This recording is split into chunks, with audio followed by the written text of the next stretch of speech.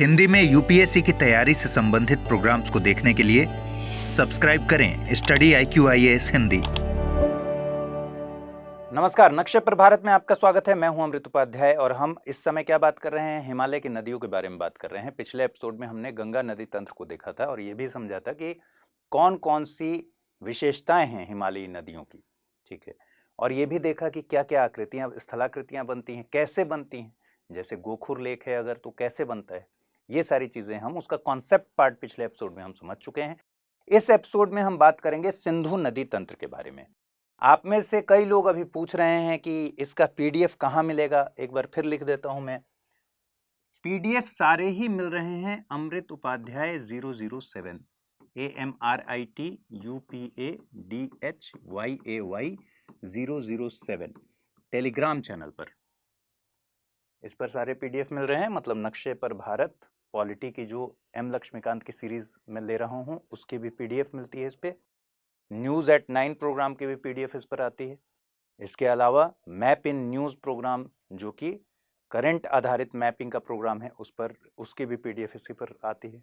तो आप वहां इसको फॉलो कर लीजिए। साथ ही इसी नाम से मेरा इंस्टा भी है और ट्विटर भी है, तो वहां भी फॉलो कर लीजिए। कोई डाउट हो तो इंस्टा पर पूछ लीजिएगा। चलिए देखते हैं, हिमालय की नदियों में आगे बढ़ें। हिमालय की नदियों में हमने तीन बातें देख ली थी कि पूरे अगर नदी तंत्र को देखें तो तीन नदी तंत्र आते हैं हिमालय में, सिंधु नदी तंत्र, गंगा नदी तंत्र और ब्रह्मपुत्र नदी तंत्र। और गंगा हम पढ़ चुके हैं, सिंधु हम पढ़ने वाले हैं। और ये हम जानते हैं कि ये ITSZ से होकर दो नदियां बहती हैं, एक इंडस सिंधु और दूसरा सांगपो जो बाद में ब्रह्मपुत्र हो जाती है। तो आज हमें बात करना है सिंधु नदी तंत्र के बारे में। उसके पहले थोड़ा सा जल्दी से क्विक रिवीजन कर लेते हैं ताकि आपको ध्यान पर आ जाए कि क्या क्या बातें हुई थी और जो कि इंपॉर्टेंट थी। तो क्या बातें हुई, हमारी बात हुई कि जो हिमालयी नदियों की विशेषताएं हैं वो V आकार की घाटी बनाती हैं। ढाल हिमालय का कैसा है, उत्तर की तरफ मंद है और दक्षिण की तरफ तीव्र है। मतलब भारत की तरफ जो ढाल है वो तीव्र है और जो तिब्बत की तरफ ढाल है वो मंद है। तो इस ढाल से जब नदियां उतरती हैं V आकार की घाटी बनाती हैं। V आकार की घाटी का हमने समझा था कि एक तो वर्टिकल कट करती हैं, वर्टिकल इरोजन करती हैं, जिसको लंबवत अपरदन कहते हैं। जब फ्लो बहुत तेज होता है, बहुत ज्यादा एनर्जी होती है, वो नीचे की तरफ काटते चलती हैं, तो V आकार की घाटी बनने की शुरुआत होती है। फिर धीरे धीरे लेटरल पार्श्विक अपरदन शुरू हो जाता है और ये नदियों की चौड़ाई बढ़ते जाती है। मतलब नीचे भी काट रही हैं, वर्टिकल भी काट रही हैं और साइड में भी काट रही हैं, क्योंकि अब धीरे धीरे सेडिमेंट्स भी बढ़ेंगे और नदियां अपने तटों को काटती हुई चलती हैं और बाद में इसका आकार कुछ कुछ ऐसा हो जाएगा। ठीक है, ये बात हमने समझ लिया था। तो V आकार की घाटी इसकी विशेषता है। यूपीएससी ने एक सवाल पूछ दिया था जो हम आज देख लेंगे कि अगर हिमालय की नदियों के हिमालय में आप घूम रहे हैं तो क्या क्या चीजें देखने को मिलेंगी। वो बेसिकली हिमालय की नदियों की विशेषताओं पर आधारित सवाल था और साथ ही कुछ और भी एलिमेंट्स जुड़े हुए थे। फिर हमने देखा कि जहां पर फुटहिल होगा वहां आकर नदियां अपना सारा डिपॉजिट जमा कर देंगी। जब एनर्जी बहुत ज्यादा होगा, फ्लो बहुत ज्यादा होगा, वेलोसिटी बहुत ज्यादा होगी, तो वो सेडिमेंट्स को लेकर ढोते हुए चल रही हैं। अभी उनके पास सहायक नदियां बहुत ज्यादा नहीं आई हैं, वैसी नदियां जो सेडिमेंट्स ले लेके इसमें भर रही हैं और इसका पानी का एरिया भी बढ़ा रही हैं। तो उस समय एनर्जी बहुत ज्यादा होती है और उस समय सेडिमेंट्स को लेकर वो ढाल से नीचे उतर रही है, तो पूरा लेकर भागते जा रही है। लेकिन जैसे ही ये प्लेन एरिया में आती है, यानी पहाड़ से नीचे उतरती है, तो इसके ढाल के जब खत्म होने लगता है, मंद होने लगता है, तो इसकी एनर्जी कम होने लगती है, क्योंकि ढाल ही है जो इसकी एनर्जी को बढ़ा रहा है। तो वहां पर सारे सेडिमेंट्स जमा करने शुरू कर देती है। वो अब कैरी करने के लिए एनर्जी नहीं है उसके पास, तो अब वहां सेडिमेंट्स छोड़ने लगती है। और सबसे पहले कौन सा सेडिमेंट्स छोड़ती है, बड़े, जिसको बोल्डर्स कहते हैं, बड़े बड़े जो सेडिमेंट्स हैं उसको छोड़ देगी। तो वहां हमने देखा था कि यहां जलोढ़ पंख बनता है और जलोढ़ पंख को हमने विजुअलाइज भी किया था कि जैसे पहाड़ है और पहाड़ के बीच से अगर कोई नदी आ रही है तो यहां पर इस तरह की एक आकृति बन जाती है जलोढ़ पंख की, या जलोढ़ शंकु की आकृति बन जाती है। फिर हमने देखा कि धीरे धीरे ढाल मंद होगा, क्योंकि अल्टीमेटली इसको समुद्र की तरफ जाना है, और जैसे जैसे हम समुद्र की तरफ जाएंगे नदियों का ढाल क्या होता है, मंद होते जाएगा, लेकिन ढाल बना रहेगा, क्योंकि अगर नदी बह रही है इसका मतलब कि ढाल समुद्र की तरफ तो है ही। समुद्र तल से थोड़ी बहुत ऊंचाई रहते रहते रहते रहते समुद्र तल के पास जाते जाते एकदम ढाल खत्म हो जाएगा। तो मंद ढाल में फिर पार्श्विक अपर्दन भी होगा और डिपोजिशन भी हो रहा है, डिपॉजिट भी कर रही है, निक्षेपित कर रही है अपना सेडिमेंट। ये कार्यक्रम चलते रहेगा। फिर नदियां हमने देखा था कि मियांड्रिंग करती हैं, और उसकी एक बड़ी वजह है कि वो इधर उधर अपने सेडिमेंट्स को छोड़ते हुए चल रही है। इसकी वजह से इनका जो रास्ता है वो ऐसा हो जाता है। ये सेडिमेंट्स ऐसे डाल दिया तो अब नदी ऐसे बहने लगी, ठीक है, तो मियांड्रिंग की प्रॉपर्टी आएगी।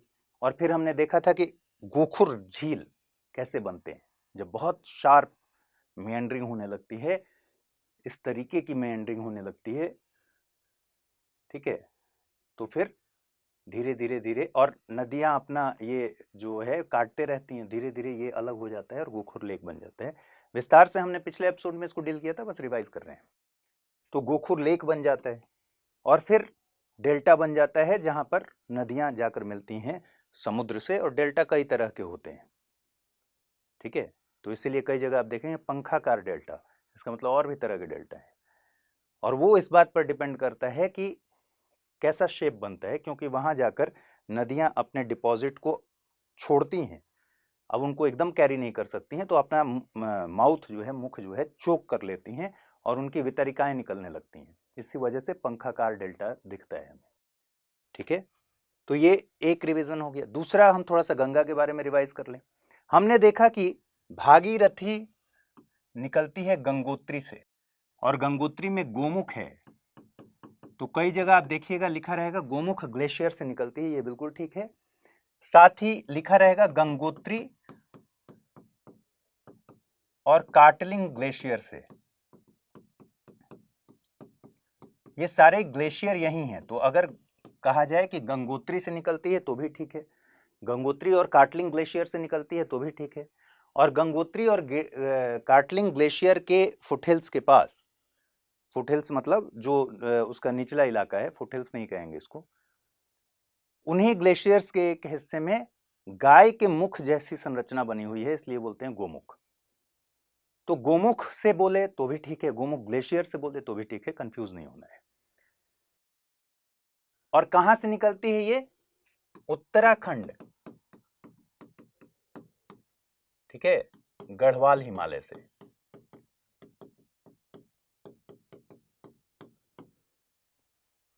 और भागीरथी करीब करीब 193 किलोमीटर जब आगे आती है,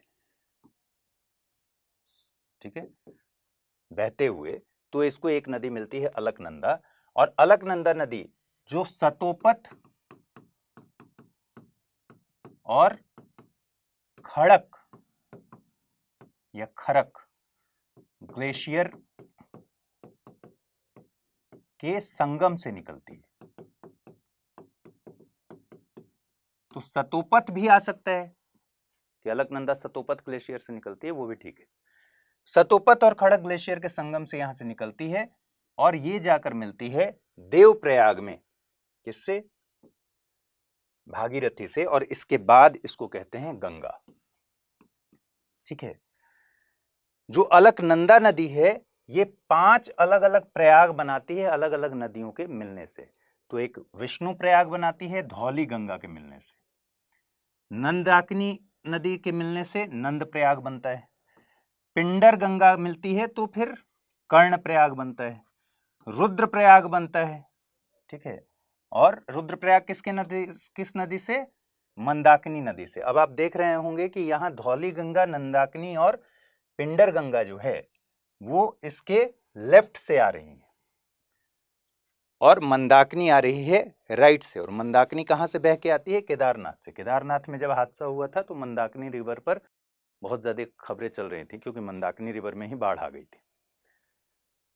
और फिर हम देखते हैं कि देवप्रयाग में अल्टीमेटली गंगा बन जाती है। जब ये भागीरथी मिलती है यहाँ, तो फिर देवप्रयाग बनता है।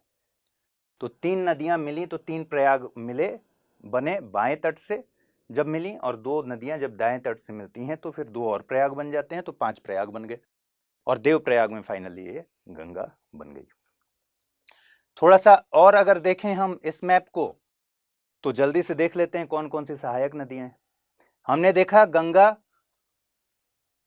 भागीरथी और अलकनंदा के मिलने के बाद फिर यहां से ऋषिकेश के बाद हरिद्वार से प्लेन में इन कर जाती है, ठीक है, और ये इसका पूरा फ्लो है।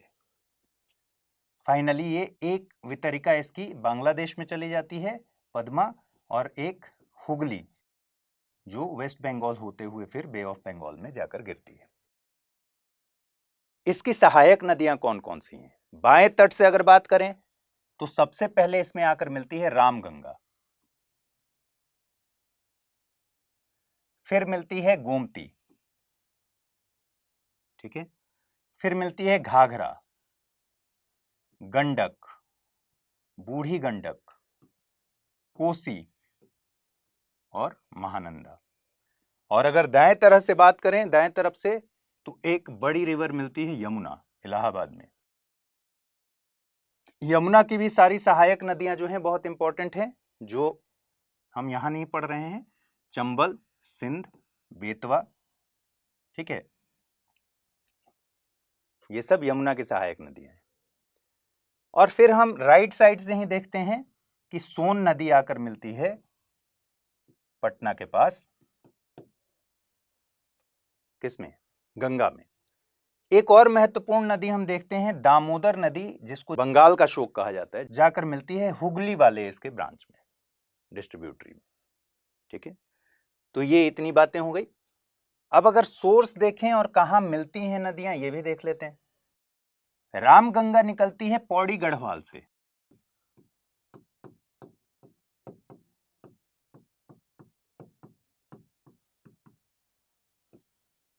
उत्तराखंड। यहां दूध टोली रेंज है, दूध टोली रेंज से रामगंगा निकलती है और जाकर मिलती कहां है? हरदोई में।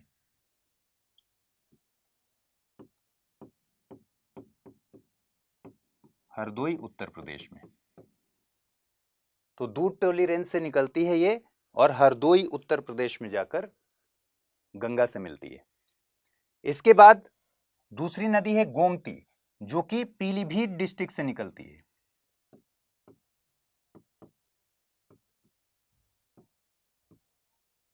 पीलीभीत उत्तर प्रदेश,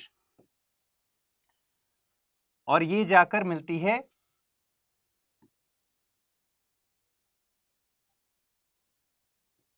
गाजीपुर में,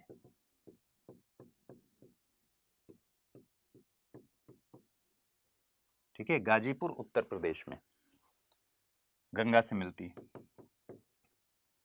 अब हम देखेंगे कि जो बाकी नदियां हैं वो लगभग सारी नदियां बिहार में मिलेंगी, और एक नदी जाकर मिलेगी बांग्लादेश वाले इलाके में, ठीक है। एक बात अगर मैं आपसे पूछूं कि गोमती नदी हिमालय से निकलती है या फिर मैदान से निकलती है? पीलीभीत से निकलती है, ये मैदानी भाग से निकलती है, तो ये आपको ध्यान पर रखना है कि ये मैदानी भाग से निकलती है। फिर उसके बाद हम देखते हैं घाघरा नदी, ठीक है, और घाघरा नदी यहां पर इस नक्शे में ठीक नहीं दिया है, ये बेसिकली तिब्बत के तरफ से निकलती है, मानसरोवर लेक के आसपास से, ठीक है। ऊपरी क्षेत्र में घाघरा नदी को मंचू बोलते हैं, मंचू और करनाली।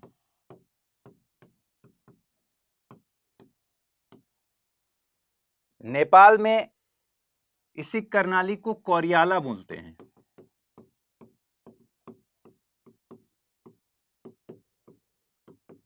और जब भारत में मैदानी इलाके में ये है, गंगा के मैदान के इलाके में इसको घाघरा बोल देते हैं, ठीक है। और ये घाघरा नदी जाकर कहां मिलती है? बिहार में सारण जिले में मिलती है।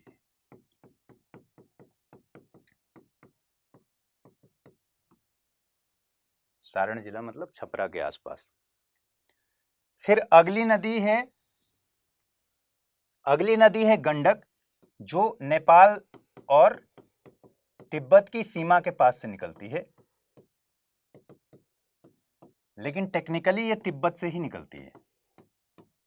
ठीक है, ये उत्तर प्रदेश और बिहार के बीच बाउंड्री भी बनाती है। तो उत्तर प्रदेश में जो गोरखपुर देवरिया वाले इलाके हैं वहां ये नदी बहती है, और फिर बिहार के कई जगहों पर बहते हुए ये हाजीपुर में जाकर, जो कि वैशाली जिले में है, हाजीपुर में गंगा से मिल जाती है। ठीक है, एक नदी है बूढ़ी गंडक। अब जैसे यहां पर गोमती नदी जो थी वो पीलीभीत से निकल रही थी, उत्तर प्रदेश के पीलीभीत जिले से, वैसे ही ये नदी जो है ये पश्चिमी चंपारण से ही निकलती है। पश्चिमी चंपारण वहां का एक जिला है। चंपारण के बारे में तो आप जानते होंगे ना, गांधी जी को अगर आपने पढ़ा है तो चंपारण सत्याग्रह जानते होंगे, तो वही चंपारण है। यहां से बूढ़ी गंडक निकलती है और फाइनली जाकर खगड़िया में मिलती है। खगड़िया वहां का एक जिला है बिहार का, खगड़िया में जाकर गंगा से मिल जाती है। फिर हम देखते हैं कोसी। कोसी निकलती है एवरेस्ट के दक्षिणी हिस्से से। ठीक है, और एवरेस्ट और कंचनजंगा इसके अपवाह क्षेत्र में है, और ये बिहार का शोक कही जाती है कोसी। कोसी जाकर मिलती है कटिहार जिले में।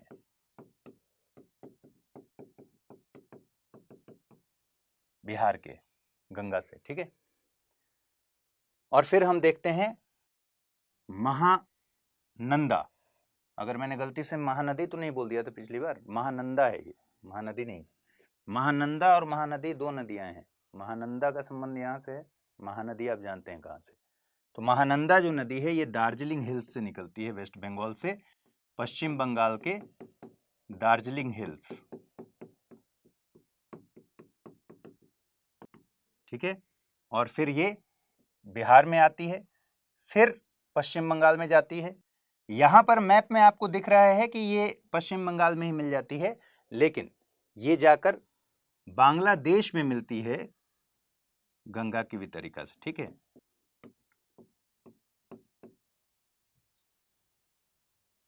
संभवतः इसका नाम डोगरी घाट है, जहां ये मिलती है बांग्लादेश में। ठीक है, तो ये पूरी बात हो गई। और दूसरी तरफ हम देखते हैं कि यमुना इलाहाबाद में मिलती है, यमुनोत्री से निकलती है, और सोन जो कि अमरकंटक से निकलती है वो जाकर पटना के पास गंगा में मिल जाती है। तो गंगा का ये पूरा एरिया हो गया। अब हमने एक क्वेश्चन देखा था पिछली बार, उसके आंसर के लिए मैंने कहा था आपको कि जब आप हिमालय की यात्रा करेंगे तो आप निम्नलिखित को देखेंगे: गहरे खड्ड, यू घुमाव वाले नदी मार्ग, समानांतर पर्वत श्रेणियां और भूस्खलन के लिए उत्तरदायी तीव्र ढाल प्रवणता। कौन से उपर्युक्त में से तरुण वलित पर्वत नवीन मोड़दार पर्वत के साक्ष्य कहे जा सकते हैं? और इसका जवाब है कि ये सारे ही कहे जा सकते हैं। गहरे खड्ड यानी गॉर्ज मिलेंगे। हमने पिछली बार देखा था कि हिमालय की नदियों की विशेषता पढ़ते हुए कि जो पूर्ववर्ती नदियां हैं वो माउंटेन्स को फॉर्म करने का, बनने का मौका नहीं देती, उनको काट देती हैं, और इसलिए माउंटेन्स के बीच में नदियां इस तरह से बहती हैं और उनको गॉर्ज कहते हैं, गहरे खड्ड। यू घुमाव वाले नदी मार्ग हम जानते हैं कि सिंटेक्सियल बेंड है अपने पास, यू घुमाव वाले नदी मार्ग दिखते हैं। समानांतर पर्वत श्रेणियां तो दिखेंगे ही, पैरेलल रेंजेस बने हुए हैं, और भूस्खलन के लिए उत्तरदायी तीव्र ढाल प्रवणता भी होगा। तो इसका ऑप्शन 1 2 3 4 4 होगा। ठीक है, ये 2012 में क्वेश्चन आया था। चलिए सिंधु नदी को देखते हैं, सिंधु नदी तंत्र को। सबसे पहले देखते हैं ये कहां से निकलती है। ये निकलती है बोखर चू ग्लेशियर से, और बोखर चू ग्लेशियर कहां है? वोखरचू ग्लेशियर है कैलाश पर्वत का उत्तरी ढाल, कैलाश पर्वत का उत्तरी ढाल, और मानसरोवर लेक के पास है। तो मानसरोवर के पास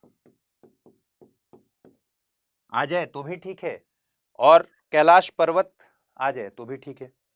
वहां से निकलने के बाद ये उत्तर की तरफ बहती है तिब्बत के पठार पर। ये तिब्बत का पठार है पूरा। तिब्बत के पठार पर बहते हुए इसको क्या नाम दिया जाता है? यहां इसको कहते हैं सिंघी खंबन, जिसका मतलब होता है सिंह का मुख।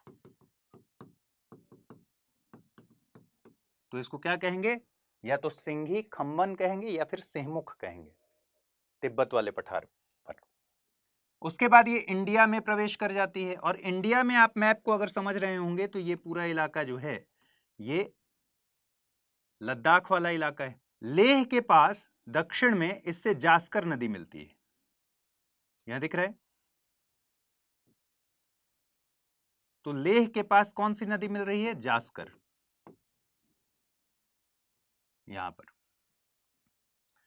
उसके बाद ये आगे बढ़ती है, आगे आता है कारगिल।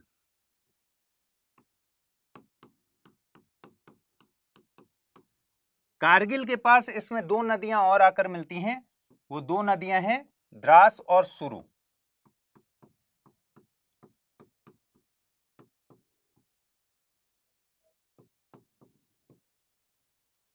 ठीक है, द्रास नदी निकलती है जोजिला पास से,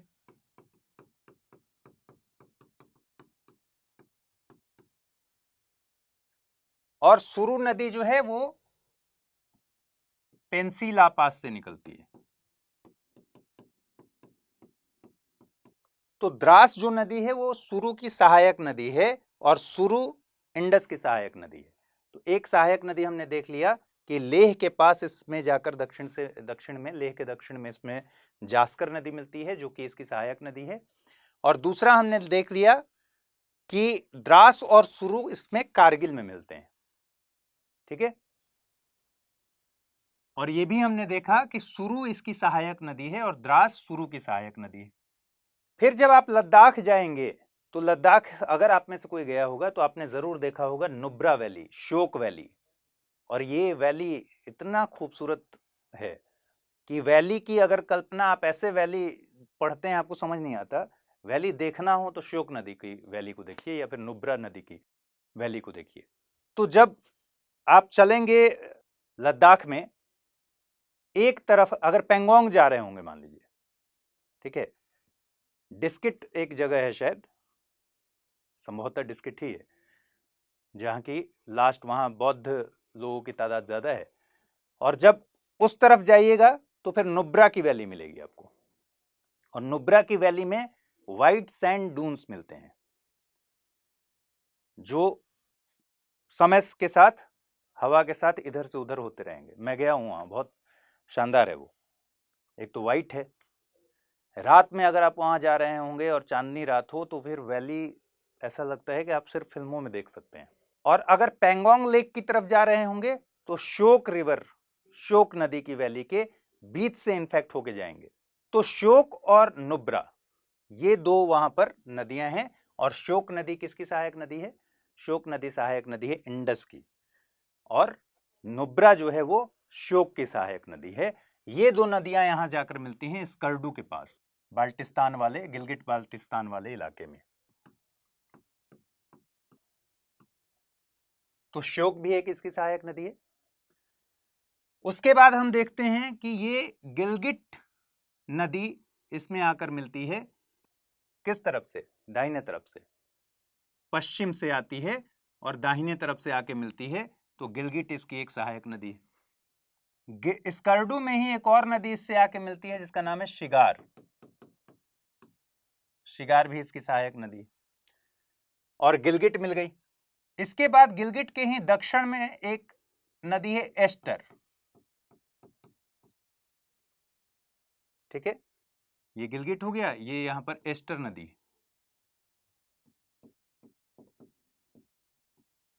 और यहां एक गॉर्ज भी वो बनाती है, गिलगिट गॉर्ज।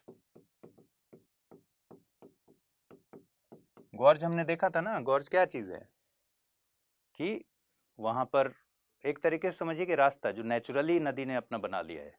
जैसे हम अगर पहाड़ को काट कर रास्ता बनाएंगे और एक रास्ता जो नेचुरली बना हुआ है वहां पहाड़ का फॉर्मेशन नहीं करने दिया है नदी ने, तो वैसा गॉर्ज ये कई सारी बनाती हैं, लेकिन उसमें से गिलगिट गॉर्ज भी है।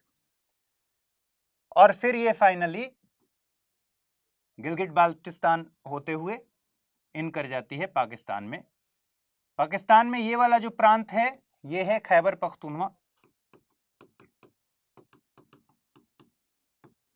और फिर प्रांत पड़ता है इसका पंजाब प्रांत, और फिर सिंध प्रांत। तो इंडस नदी फिर खैबर पख्तूनवा में आती है, फिर बहते हुए पंजाब प्रांत में जाती है, और पंजाब प्रांत में जाकर फिर सिंध प्रांत होते हुए अरब सागर में ड्रेन कर जाती है। तो इसकी सहायक नदियों में हमने देख लिया। इन सब सहायक नदियों के अलावा, अगर ये तो इंडिया की बात हो गई, इन सब सहायक नदियों के अलावा अगर हम बात करें तो एक आध और महत्वपूर्ण सहायक नदी है, जैसे काबुल नदी। ठीक है, पाकिस्तान वाले इलाके में जो जाकर मिलती है, तो काबुल नदी इससे मिलती है। इसी तरह कुर्रम, टोची, गुमल, कुर्रम, टोची, गुमल नदियां भी हैं। ये सब इतना आपको जानने की जरूरत नहीं है, ना इतना याद रखने की जरूरत है, लेकिन ठीक है इतना समझ लीजिए ताकि कभी अगर गलती से कुछ पूछ बैठे कहीं भी तो याद रहे। तो ये सब भी इसकी सहायक नदियां हैं। अब आइए एक एक करके हमको देखना होगा कि इसकी कौन कौन सी और सहायक नदियां हैं, और इस पूरे सिंधु नदी तंत्र में कौन कौन सी महत्वपूर्ण नदियां हैं जिनके बारे में एक एक करके हमें जानना है। उसके पहले हम सिंधु नदी तंत्र में जो हमने बातचीत की है उसको एक बार समराइज कर लेंगे। ठीक है, देखिए सिंधु नदी तंत्र उद्गम हमने देख लिया कैलाश पर्वत की उत्तरी ढाल के बोखरचू ग्लेशियर से। कुल लंबाई इसकी 2880 किलोमीटर है, जबकि भारत में केवल 709 किलोमीटर बहती है। 1960 में सिंधु नदी को लेकर इंडस वाटर ट्रीटी भी हुआ था, सिंधु जल संधि। किसके किसके बीच होगा? भारत और पाकिस्तान। कब हुआ था? 1960। और इस ट्रीटी का मुख्य उद्देश्य था कि रन ऑफ का इस्तेमाल कौन करेगा, डैम कहां बनेंगे, तो अपर जो तीन थे सिंधु, चिनाब और झेलम, इस पर हम डैम नहीं बनाते। जो ब्यास, रावी, ब्यास और सतलज हैं इस पर हमारे डैम मिलेंगे। तो इसको आप देख लीजिएगा, ये अलग मैटर है इस मैपिंग के अलावा, लेकिन सिंधु जल संधि इंपॉर्टेंट है। तो 709 किलोमीटर ही भारत में इसका बहाव है। कुल बेसिन एरिया अगर बात करेंगे तो 11,65,000 स्क्वायर किलोमीटर है कुल बेसिन एरिया, और गंगा का कितना था? 8.5 लाख के आसपास। तो क्योंकि वो 2510-2520 किलोमीटर के आसपास थी, इसकी कुल लंबाई 2880 किलोमीटर है, ये बहुत ज्यादा लंबी है। भारत में केवल 3,21,000 स्क्वायर किलोमीटर के आसपास इसका अपवाह क्षेत्र है, बेसिन क्षेत्रफल है। अगर हम बात करें इसके बेसिन के एरिया में क्या कौन कौन से स्टेट आते हैं, तो बेसिन एरिया में इसके जम्मू कश्मीर तो आएगा ही, हिमाचल प्रदेश भी आएगा, क्योंकि बाकी जो नदियां हैं वो हिमाचल प्रदेश से निकलती हैं, इसकी सहायक नदियां। फिर पंजाब, राजस्थान, हरियाणा और चंडीगढ़ में इसके बेसिन है। ठीक है, बोखरचू से निकलने के बाद ये संकीर्ण घाटी में उत्तर की तरफ तिब्बत के पठार पर बहती है, और वहां इसको क्या कहते हैं? सिंघी खंबन और सिंहमुख कहा जाता है। उत्तर पश्चिम में, उत्तर पश्चिम ही है ना अब इसका, पहले तो निकलती है उत्तर की तरफ तिब्बत के पठार पर संकीर्ण घाटी में बहती है, और फिर इसका कोर्स क्या है? उत्तर पश्चिम की तरफ है। तो उत्तर पश्चिम में ट्रांस हिमालय की लद्दाख और जास्कर श्रेणी के बीच बहती है, और हम जानते हैं कि उसी के बीच बहेगी जास्कर और लद्दाख। क्योंकि हमने पहले भी पढ़ा था कि ये ITSZ में बहती है, और ITSZ कहां है? ट्रांस हिमालय और जास्कर के बीच में। तो लद्दाख और जास्कर के बीच में ये बहेगी, ठीक है। उत्तर पश्चिम में कई गॉर्ज बनाती है, जिसमें से गिलगिट गॉर्ज भी एक है। नंगा पर्वत के पास बहती हुई ये दक्षिण पश्चिम में पाकिस्तान में प्रवेश करती है। यहां से जब ये पाकिस्तान में प्रवेश करती है तो कहां से? नंगा पर्वत के पास ये बहती हुई पाकिस्तान में प्रवेश करती है, और पाकिस्तान में इससे पंचनद जाकर मिलती है, जिसके बाद यह दक्षिण में बहती है। सिंध प्रांत में यह अरब सागर में मिल जाती है और पंखाकार डेल्टा बनाती है। तो ये सिंधु नदी की बात हो गई। अब हमें क्या देखना है? ये डेल्टा है उसका, सिंधु नदी का अरब सागर में जो बनता है, पंखाकार डेल्टा है। चलिए अब हमें क्या देखना है? अगला हमको देखना है झेलम नदी। झेलम नदी कहां से निकलती है? झेलम नदी निकलती है वेरीनाग स्प्रिंग से। वेरीनाग स्प्रिंग तो कश्मीर से ही निकलती है झेलम नदी, ठीक है। और वेरीनाग स्प्रिंग से निकलकर ये श्रीनगर शहर से होकर गुजरती है। जब वेरीनाग स्प्रिंग से निकली, और इसका भी कोर्स क्या है? उत्तर पश्चिम की तरफ ही है, तो ये पहले जाती है श्रीनगर, ठीक है। यहीं पर डल लेक है, लेकिन इसके पास नहीं है, इसकी एक सहायक नदी के उसमें है, इसके बगल में ही है, लेकिन ये डल लेक में एंटर नहीं करती। लेकिन ये श्रीनगर से जब आगे जाती है तो वुलर लेक है, उसमें एंटर करती है। जब इसका मैप देखेंगे आप तो वुलर लेक में जाकर मिलती है, और वुलर लेक से फिर ये इसका उद्गम है। उद्गम मतलब फिर आगे बढ़ती है। फिर आगे जब बढ़ेगी तो पड़ेगा बारामूला, बारामूला डिस्ट्रिक्ट, और आगे बढ़ेगी, इसी के पास है उरी। और उरी आप जानते ही होंगे, उरी क्या है? क्या है? मूवी है। तो मूवी है तो किस पर बनी है ये भी जानते होंगे। तो सर्जिकल स्ट्राइक भी आपको पता होगा। उरी इसी पर पड़ता है, और फिर ये आगे बढ़ जाकर झेलम चली जाती है, पाकिस्तान में एंटर कर जाती है। और पाकिस्तान में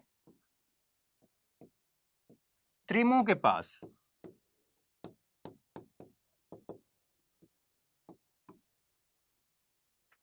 ये मिल जाती है चेनाब से,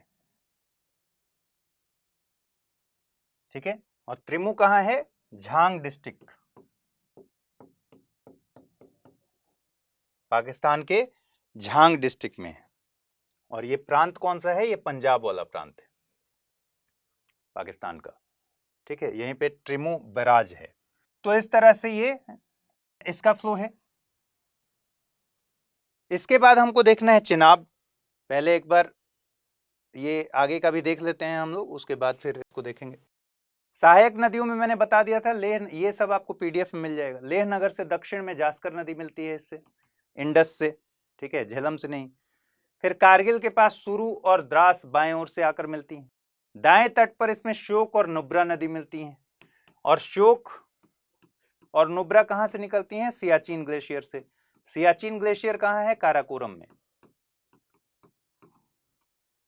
स्कर्डू के पास शिगार नदी इसमें आके मिलती है, गिलगिट बाल्टिस्तान वाले इलाके में। गिलगिट के पास ही पश्चिम से गिलगिट नदी मिलती है। गिलगिट के संगम के कुछ दक्षिण में आएंगे तो बाएं तट पर एस्टर नदी मिलेगी। एटक में, पाकिस्तान के एटक में काबुल नदी आकर मिलती है। यहां से फिर ये पोतवार पठार से गुजरती है और सॉल्ट रेंज को पार करती है, इंडस नदी, ठीक है। पोतवार प्लेटू और सॉल्ट रेंज को यहां से पास करती है। और स्वात और कुनार काबुल की सहायक नदियां हैं। स्वात घाटी पढ़ते हैं ना आप, तो स्वात और कुनार काबुल की सहायक नदियां हैं। दक्षिण में कुछ दूरी पर कुर्रम या खुर्रम, टोची और गुमल इसमें मिलती हैं। बड़ी सहायक नदियों में झेलम को देख लेते हैं। हमने क्या देखा? कश्मीर घाटी के वेरीनाग जल स्रोत से इसका उद्गम है। फिर उत्तर पश्चिम में बहती हुई वुलर झील में प्रवेश करती है, ये पीर पंजाल में गॉर्ज बनाती है, क्योंकि वेरिनाग जो है वो कहां पर है, पीर पंजाल में फुटहिल में बनिहाल दर्रे से के पास है वेरिनाग। तो पीर पंजाल में ये गॉर्ज बनाती है और पाकिस्तान में त्रिमू, झांग जिले के त्रिमू के पास चिनाब में मिल जाती है, जो कि पाकिस्तान के पंजाब प्रोविंस का हिस्सा है। इसकी सहायक नदियां कुछ इंपॉर्टेंट हैं, जैसे किशन गंगा, दूध गंगा, पोहरू, सुखनाग। ठीक है, ये मैप पर नहीं मिलता, किशन गंगा तो दिख जाएगी, लेकिन पोहरू और सुखनाग और दूध गंगा ये सब नहीं मिलती। ठीक है, तो झेलम के बारे में ये बात होगी। देखिए यहाँ किशन गंगा दिख रही है, एक नदी जो झेलम से आकर मिल रही है। यहाँ ये है झेलम नदी की का मैप। अब चिनाब नदी जानना है। चिनाब नदी निकलती है हिमाचल प्रदेश में बारालाचाला दर्रे से। हिमाचल प्रदेश में इसकी दो भुजाएं हैं, चंद्र और भागा। टांडी के पास ये दोनों मिल जाती हैं नदियां, चंद्र और भागा, और जब मिल जाती हैं तो हिमालय और पीर पंजाल के बीच, दीर्घ हिमालय और पीर पंजाल के बीच इनका प्रवाह होता है। किश्तवाड़ के पास ये मुड़ती हैं और पाकिस्तान में प्रवेश कर जाती हैं। पाकिस्तान में झेलम और रावी मिलती हैं इससे। बाएं तट पर सहायक नदियां हैं काठूनल्ला, मंडियाल, पैंथल खाड़, और दाएं तट से चेनानी, याबू, आंस, तालसुएन, ये सब सहायक नदियां हैं। ये आपको जो पीडीएफ में मिलेगा तो देखिएगा, इतना ज़्यादा कभी सवाल नहीं पूछा गया है कि इसकी सहायक नदियां पूछा जाए, तो इसलिए बहुत चिंता की बात नहीं है। ठीक है, तो अब हम देख लेते हैं कि इसमें हमको और क्या क्या चीज़ें जाननी है। देखिए कहाँ से निकल रही है ये चिनाब। पहले चीज तो ध्यान रखिए कि जब हम पढ़ते हैं सिंधु नदी तंत्र को तो हम समझते हैं कि चिनाब, झेलम, रावी, जो नए लोग पढ़ते हैं, जो पढ़ चुके हैं उनको तो पता ही है, लेकिन हमें दिमाग में चिनाब भी रहता है कश्मीर में ही कहीं से निकलती होगी, कश्मीर में ही बहती होगी। जैसे नॉर्थ इंडिया के आदमी पहले पूछिए, पहले के जमाने में तो साउथ इंडिया के लोगों का मतलब मद्रासी, पूरे साउथ इंडिया के लोग मद्रासी हैं उनके लिए। और अंग्रेज मतलब जो भी गोरा है वो अंग्रेज है, भले वो इजराइल का हो। तो वैसे ही यहां क्या है कि चिनाब मन में आते ही मन में आता है कि कश्मीर, लेकिन ऐसा नहीं है। ये कहां से निकलती है? हिमाचल प्रदेश से निकलती है। हिमाचल प्रदेश में बारालाचाला है दर्रा। इसके मैप को अगर हम ध्यान से देखें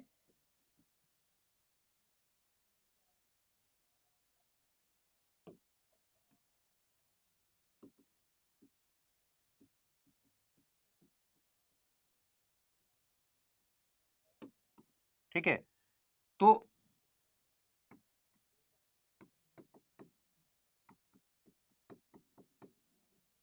लेह लद्दाख और इस साइड अगर बात करेंगे तो यहां लाहौल स्पीति, हिमाचल प्रदेश। तो बारालाचाला पास जो होगा, जब हमें लेह से लाहौल को कनेक्ट करना होगा तो कौन सा पास हमको काम आएगा? अगर लाहौल स्पीति होकर लेह जाना हो तो बारालाचाला पास क्रॉस करना पड़ेगा। तो यहां बारालाचाला पास है, या अगर कहीं आए कि लाहौल स्पीति तो ये भी ठीक बात है। ठीक है, बारालाचाला पास के आसपास से चिनाब नदी निकलती है, फिर हिमाचल प्रदेश से, फिर ये बहते हुए इन करती है जम्मू कश्मीर में। ठीक है, तो जैसे यहां से निकली फिर इनकी जम्मू कश्मीर में और फिर जाकर पाकिस्तान में जाएगी। तो जम्मू कश्मीर में तो चिनाब बहती है, इसमें कोई डाउट नहीं है, लेकिन निकलती हिमाचल प्रदेश से है। इसके यहां चिनाब बनने में दो नदियों का संगम होता है। एक है चंद्र नदी, और दूसरा है भागा। ये दोनों नदी जब मिलती हैं चंद्रभागा हो जाती है ये, ठीक है। और फिर इसको आगे चिनाब बोलते हैं। फिर ये इन करती है जम्मू कश्मीर वाले इलाके में, और किश्तवाड़ के पास से ये घूम जाती है कहां, पाकिस्तान में, ठीक है। और ये चंद्र और भागा नदियों का जो संगम होता है वो कहां पर होता है, तांडी जगह है। यहां जहां चंद्र और भागा नदियां मिल रही हैं, तांडी जगह है। चंद्र इसमें दक्षिण से मिलती है और भागा उत्तर से मिलती है। और कहां संगम हो रहा है ये, तांडी।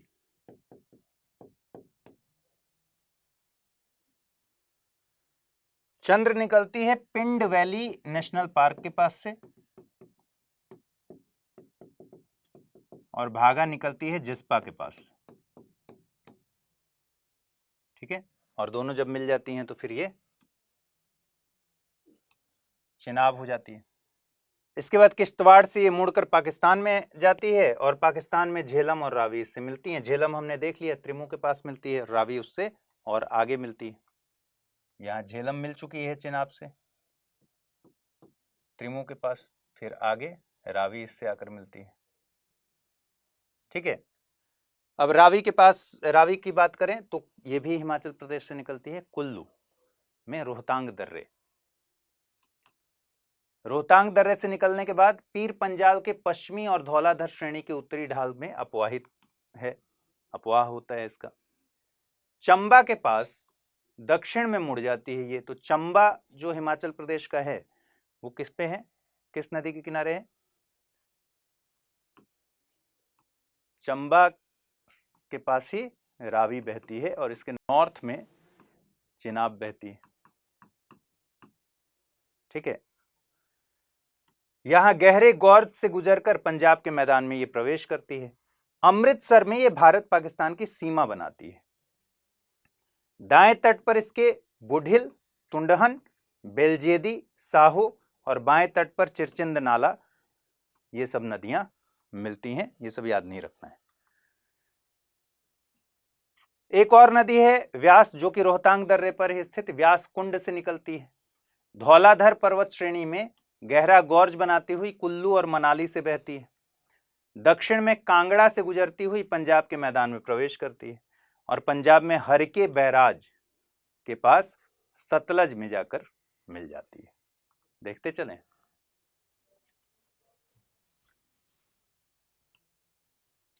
तो यहां रावी निकल रही है और ये ब्यास निकल रही है, दोनों रोहतांग पास के पास से हैं, रोहतांग दर्रे के पास से। रावी नदी निकलती है रोहतांग दर्रे के पास, और फिर ये बहते हुए अमृतसर के आसपास ये बॉर्डर इस तरह से बनाती है भारत और पाकिस्तान की। इसी रावी नदी के तट पर ही आगे लाहौर मिलता है,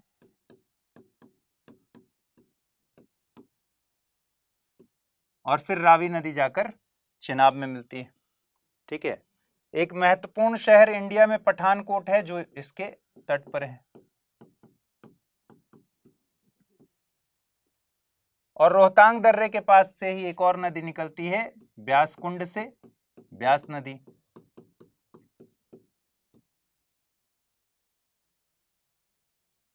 जो जाकर सतलज में मिल जाती है। और ब्यास नदी पर ही कौन सा बैराज है, हरिके बैराज।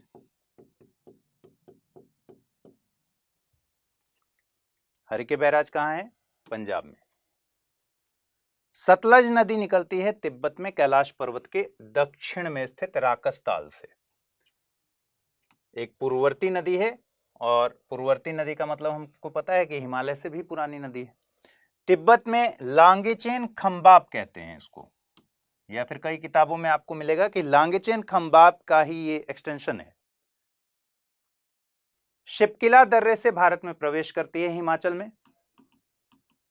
भारत में इसकी लंबाई 1050 किलोमीटर है और पंजाब में भारत पाक सीमा यह भी बनाती है। पाकिस्तान में चिनाब नदी मिलती है और बाद में यह सिंधु नदी में जाकर मिल जाती है। ध्यान रखिए, यहां एक थोड़ा सा कंफ्यूजन है। हम लोग जो पढ़ते आए हैं, हम यही हमेशा पढ़ते आए हैं शुरू से कि चिनाब नदी में जाकर सारी नदियां मिलती हैं और चिनाब नदी जाकर मिलती है सिंधु नदी से।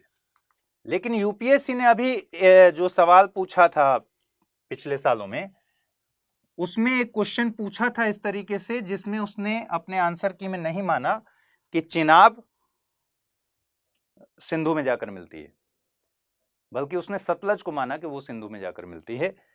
और इस वजह से थोड़ा सा यहां पर समझ के चलना है, क्योंकि इंडियन गवर्नमेंट की सारी वेबसाइट्स जो हैं वो कहीं भी ये नहीं कहती हैं कि चिनाब जाकर मिलती है सिंधु में। इसका तकनीकी मतलब हुआ कि सतलज जाकर मिलती है चिनाब में, ऐसा नहीं दिखता है कहीं भी। यहां पर यह जरूर दिखता है इंडियन गवर्नमेंट के साइट्स पर कि पंजनद जाकर मिलती है सिंधु में। मतलब ये सारी नदियां मिलकर पंजनद हो जाती हैं और पंजनद जाकर सिंधु में मिलती है। तो जो निष्कर्ष अभी यूपीएससी के हिसाब से है वो यह है कि सतलज जाकर मिलती है, सतलज में चिनाब आकर मिल जाती है और आगे ये पंजनद बनते हुए जाकर इंडस में मिलती है। और ये कंफ्यूजन है तो इसमें कुछ किया नहीं जा सकता है, क्योंकि यूपीएससी के आंसर की में ऐसा माना गया है। तो हमें अभी फिलहाल तो यही मानना पड़ेगा जब तक कि यूपीएससी के लेवल पर कोई क्लैरिफिकेशन ना आ जाए, या फिर सरकार के लेवल पर कुछ ऐसा ना आ जाए जिसमें कंक्रीट मिल जाए कि हाँ ठीक है कौन किसकी सहायक नदी है। तो यहां इसलिए हम भी यही पढ़ रहे हैं कि सतलज जो है वो कहां से निकल रही है। सतलज नदी राकस ताल से, और ये राकस ताल है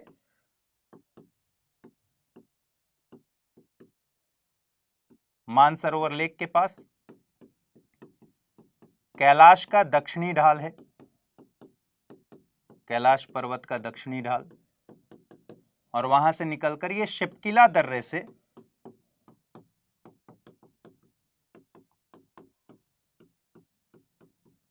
भारत में प्रवेश करती है। फिर ये भारत पाक की सीमा से होते हुए बहते हुए पाकिस्तान में प्रवेश करती है और जाकर चिनाब में मिल जाती है। और फिर फाइनली पंजनद आगे बढ़ती है, पंजनद जाके इंडस में मिलती है और इंडस अरेबियन सी में जाकर मिल जाती है। ठीक है, तो ये सारी नदियां हैं इसकी सहायक नदियां, और जो छोटी मोटी सहायक नदियां थी वो भी हमने पढ़ लिया और जो बड़ी सहायक नदियां हैं वो भी पढ़ लिया। अब हम अगले एपिसोड में ब्रह्मपुत्र नदी तंत्र को देखेंगे और उसके बाद हम हिमालय के दर्रे देखेंगे और फिर हिमालय को खत्म कर देंगे। इसमें बहुत सारा फैक्चुअल पार्ट आता है, इसमें कुछ किया नहीं जा सकता। आपको देखना है कि कुछ महत्वपूर्ण फैक्ट्स आपको जरूर याद हों, और यही सारे महत्वपूर्ण फैक्ट्स हैं। इससे ज्यादा मेरे ख्याल से कभी सवाल नहीं पूछा गया है कि अब एक एक नदी की, छोटी नदियों की भी सहायक नदियां कौन है, ऐसे सवाल नहीं पूछा जाता है। लेकिन एरिया एटलीस्ट आपको ध्यान पे रहना चाहिए। एक जो इंपॉर्टेंट बात आपको यहां नोटिस करने वाली है, वो नोटिस करने वाली है कि जब हम मैप देख रहे हैं, ठीक है, तो हमने देखा कि एक तो नदी झेलम जो है वो वेरिनाग से ही निकलती है। तो अगर मैं आपसे पूछूं कि लद्दाख में झेलम का प्रवाह होगा कि नहीं, तो ऑब्वियसली नहीं होगा।